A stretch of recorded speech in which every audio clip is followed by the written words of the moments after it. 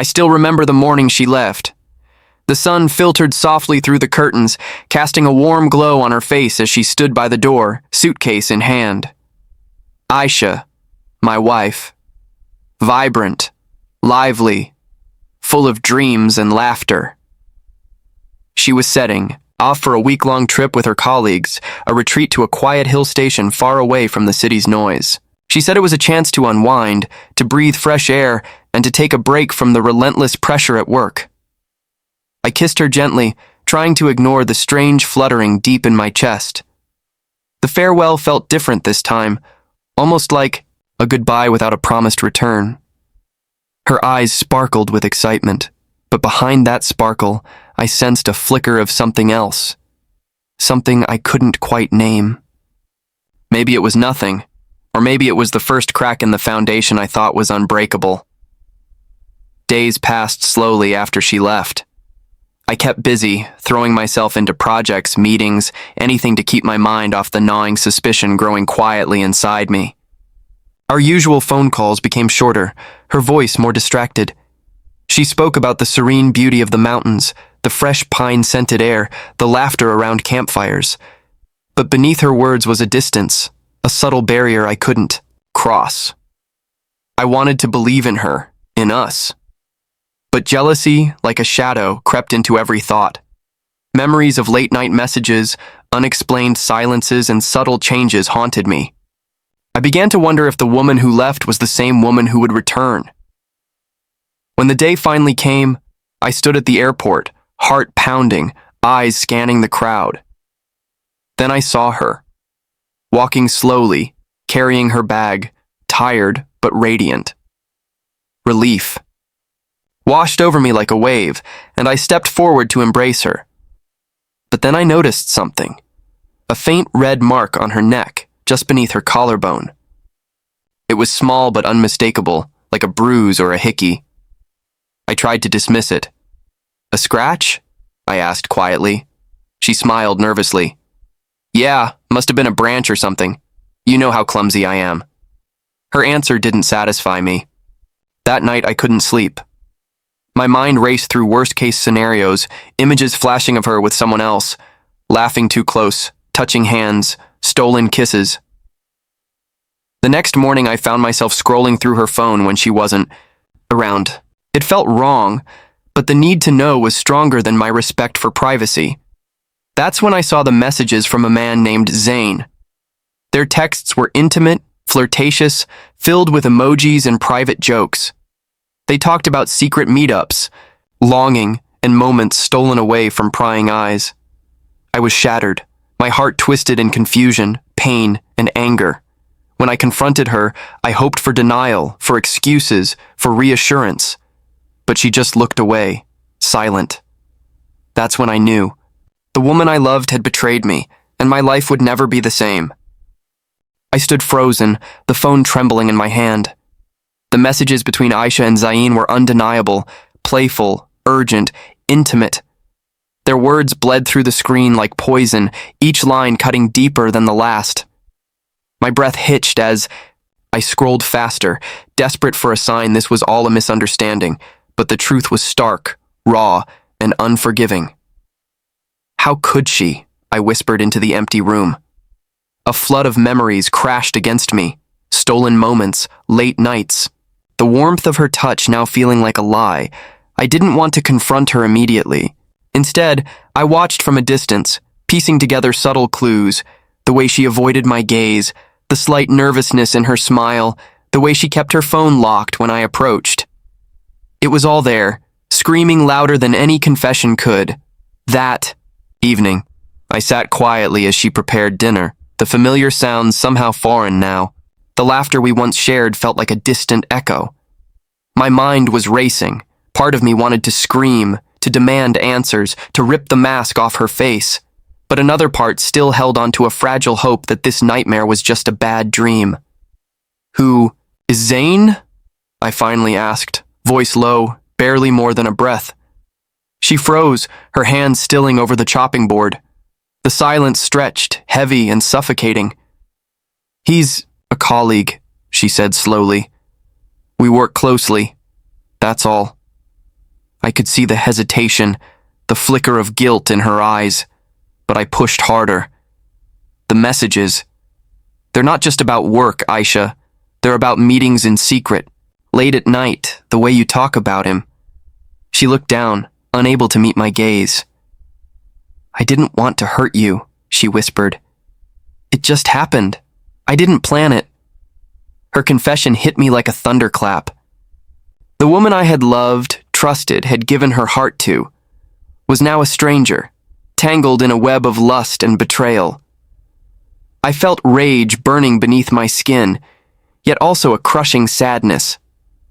I wanted to hate her, to turn away forever. But somewhere deep, inside, the love remained, tangled with the pain. How long? I asked, voice shaking. She hesitated, tears spilling over. Since before the trip. The weight of her words crushed me. The memories of her absence now had a sinister meaning. The mark on her neck wasn't from a branch. It was a mark of another, man's possession. That night, sleep eluded me. I replayed every moment, every smile, every touch, searching for signs I had missed. The lust that had stolen my wife felt like a knife twisting inside my chest. I knew I had to confront her fully, with proof, with everything laid bare. The path ahead was uncertain and painful. Trust was broken, and the future we had dreamed of was shattered. But I wasn't ready to give up. Not yet. Days passed like cold shadows, heavy and unyielding. I moved through our home like a ghost, haunted by doubts and seething with a quiet fury. Every glance from Aisha felt like a challenge, a silent plea for forgiveness, or perhaps a test of how much I would endure.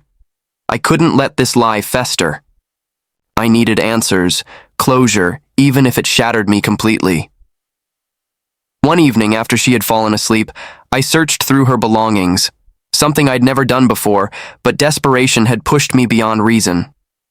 In the pocket of her jacket, I found it, a small silver pendant engraved with initials I didn't recognize, a token, no doubt, from the man who had stolen her heart. My hands clenched around it, and a storm of emotions overwhelmed me. Anger, betrayal, heartbreak, all crashing together into one unbearable wave. The next morning, I waited for her in the living room, the pendant clutched in my palm like evidence in a courtroom. When she entered, the air between us thickened. Instantly. "We need to talk," I said, voice steady but cold. Her eyes widened, guilt flashing across her face before she masked it with calm. I held out the pendant. "Explain this." Her throat moved, swallowing hard. "It's nothing. Just a gift." "From whom?" "Zane?" My voice cracked with bitterness. She looked away, unable to meet my burning stare. "Yes. I didn't know how to tell you." Took a deep breath, fighting tears that blurred my vision. "Why, Aisha? Why him? Why behind my back?" She hesitated, then finally spoke. "I felt alone. You were always busy, distracted. I needed someone who saw me." Her confession was a dagger to my heart. The loneliness I'd ignored, the signs I'd missed, all pointed to a failing I hadn't admitted to myself. "But we were supposed to be a team," I said softly. "Supposed to face everything together." She nodded, tears streaming down. "I'm sorry, I never wanted to hurt you, it just spiraled." For a moment, silence enveloped us. Then, anger erupted inside me like a volcano. "How long?" I demanded. "How many times?" "Enough," she whispered. "More than I can count." The raw honesty left me numb. I wanted to scream, to break everything around me, but I held myself back, because beneath the betrayal I still loved her, fiercely, painfully. "We have to decide," I said, voice trembling. "Do we fight for this or do we let it go?" She reached for my hand, desperate. "Please don't give up on us." I looked into her eyes, full of regret, hope, and shame. I didn't have the answers yet. But I knew this was the moment when everything changed. The days that followed were a haze of conflicting emotions, love tangled with pain, hope shadowed by doubt. I wrestled with the memories of who Aisha was and who she had become. The warmth of her touch now felt like both a balm and a warning. We tried to speak, to untangle the web of lies and lust that had strangled our marriage. Therapy sessions, long nights of confession, promises whispered under trembling breaths. Yet every attempt to rebuild was haunted by the mark she carried, not just on her neck, but deep within her soul. I watched her carefully, searching for sincerity, for remorse, for the spark that once bound us. Sometimes it shone through, fragile but real.